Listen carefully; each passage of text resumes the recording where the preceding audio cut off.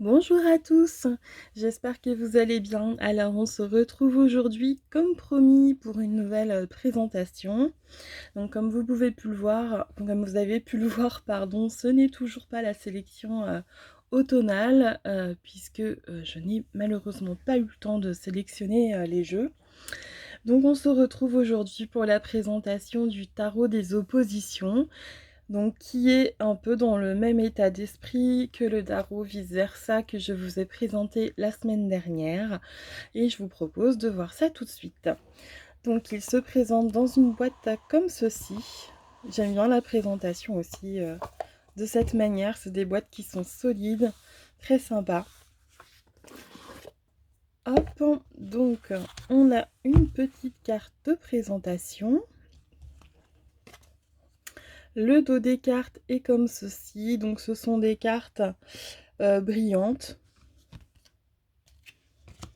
Donc il est aux éditions intuitives, je vais y arriver, et il a été réalisé par Pierre-Lucas Zizi et Michel Dalloisio. Voilà, j'espère que j'ai bien prononcé. Et donc il est déjà mélangé puisque je l'ai déjà utilisé. On a un petit livret comme ceci, voilà. Alors un livret avec des pages glacées tout de même. Donc la qualité est un peu supérieure que ce qu'on a l'habitude de trouver, décidément. On a une petite carte donc d'un autre tarot. Et voilà comment les cartes se présentent. Donc vous voyez qu'on va avoir la première partie de la carte, on va avoir donc la signification classique et positive surtout.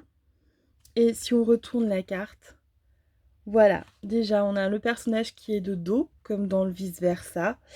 Et qu'est-ce qu'on voit? On voit aussi que voilà, derrière elle tout va bien, mais devant, il est possible que ce soit un avenir incertain et aussi semé d'embûches.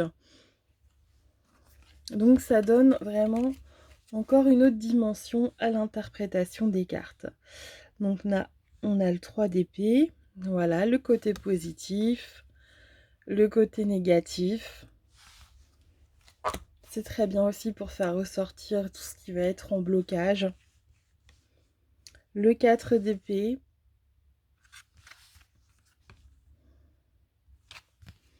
Voilà. Donc vraiment, avec ces deux tarots-là, hein, avec celui que je vous ai présenté la semaine dernière, ce sont des jeux que je trouve vraiment intéressants au niveau de l'interprétation.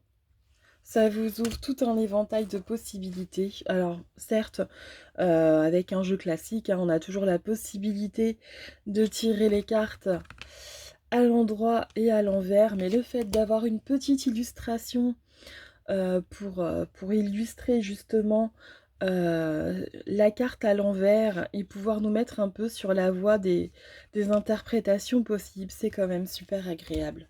Surtout lorsqu'on débute, du coup on va éviter bien souvent de tirer l'envers des cartes pour éviter de se compliquer la vie.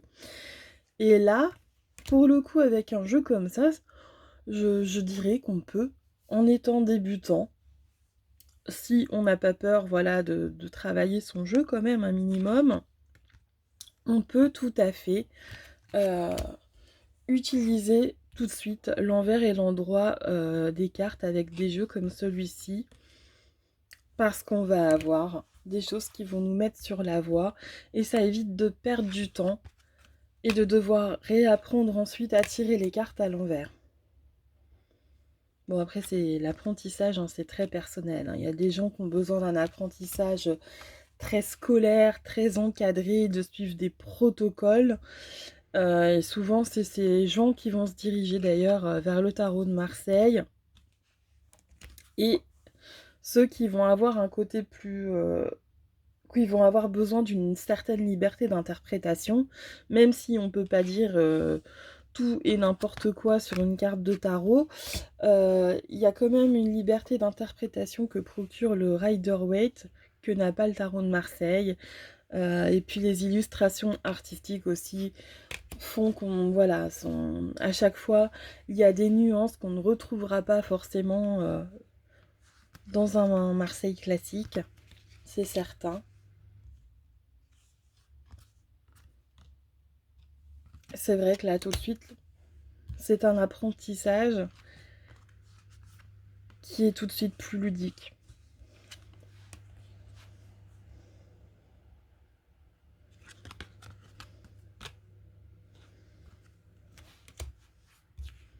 Donc c'est des cartes de très bonne qualité. Vraiment, moi j'aime beaucoup. Elles sont ni trop fines, ni trop épaisses. Et elles sont très agréables en main. Elles restent suffisamment rigides. C'est pas des cartes toutes souples qui vont se tordre dans tous les sens. Comme d'autres jeux qui sont dans des tubes box. Elles ne sont pas excessivement glissantes non plus, parce que ça, c'est vrai que ça peut être assez pénible quand les cartes partent dans tous les sens. Dès qu'on les a à peine posées sur le paquet, on a tout le paquet qui commence à partir faire sa vie. Ça peut être vite pénible. Donc non, moi vraiment, j'ai un gros coup de cœur sur ce jeu. J'aime énormément mon tarot vice-versa, mais j'ai peut-être encore un coup de cœur supplémentaire pour celui-ci. Euh, les illustrations et l'univers me parlent encore plus. Bien que, voilà, le vice-versa, je l'adore. Hein, je ne m'en séparerai pas pour autant.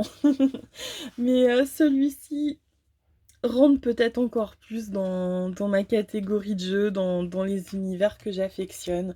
Il y a du sombre, il y a du lumineux, c'est contrasté. J'aime beaucoup quand les illustrations sont colorées, sombres ou contrastées. J'ai besoin d'avoir des images fortes et là on y est, j'aime vraiment beaucoup.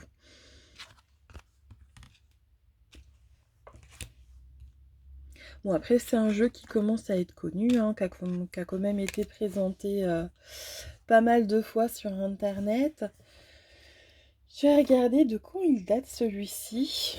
Je me demande s'il n'est pas sorti en même temps que le vice-versa d'ailleurs. Bon, je l'ai pas sur la boîte, bon c'est pas grave. Bon, je pense qu'il a bien facilement 2 ans également. Hein.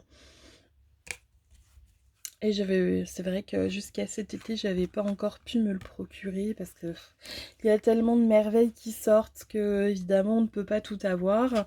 C'est difficile de suivre, mais je suis vraiment très contente d'avoir enfin pu l'acquérir cet été. Parce que ça, c'est un jeu qui va être vraiment dans mes classiques, même au niveau de mes consultations. Voilà, ben là encore hier, j'ai fait une consultation.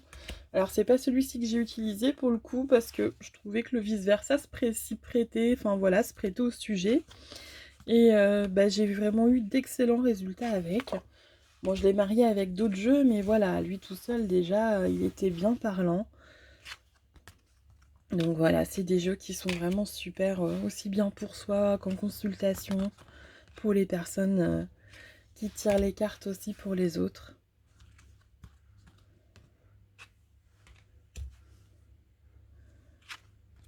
J'espère que je ne vais pas trop vite. J'ai un excès de vitalité aujourd'hui, visiblement. J'espère que ça va pas trop se ressentir dans la vidéo.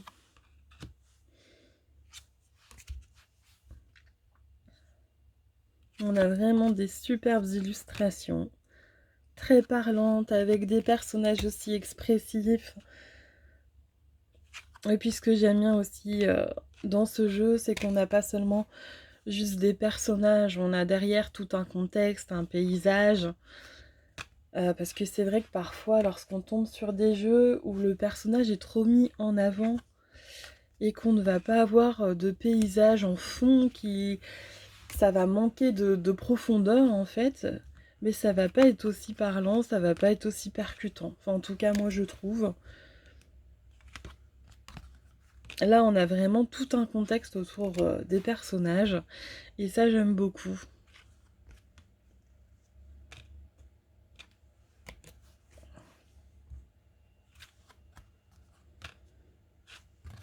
Elles font aussi également un bruit plutôt agréables quand on les manipule. Non, vraiment, c'est un jeu très chouette.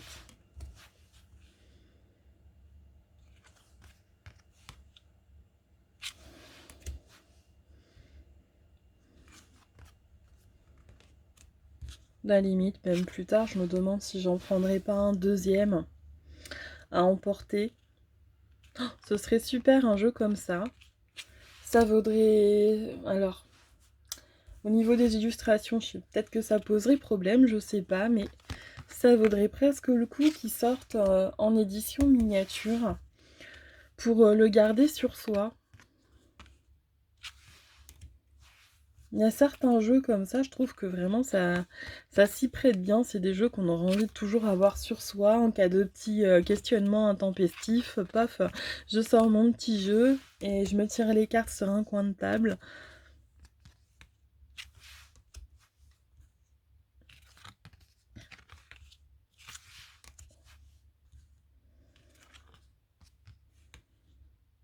J'espère qu'il n'y a pas trop de reflets également parce que j'ai la fenêtre à côté du bureau.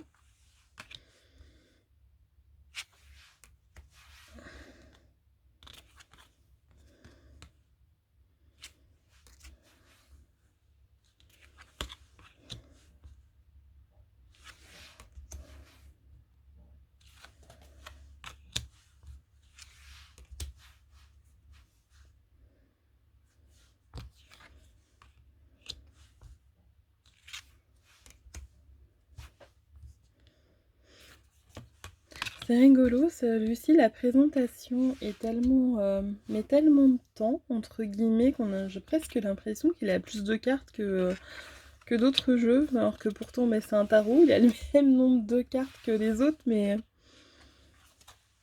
du fait qu'il faille tourner la carte pour avoir la double illustration, du coup ça donne la sensation d'un jeu qui n'en finit pas.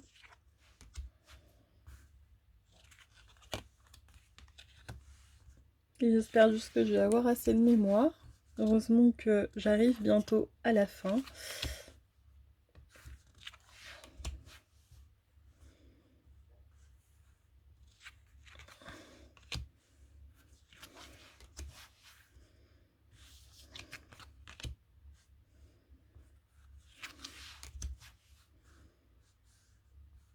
Regardez-moi cette tour comme elle est belle.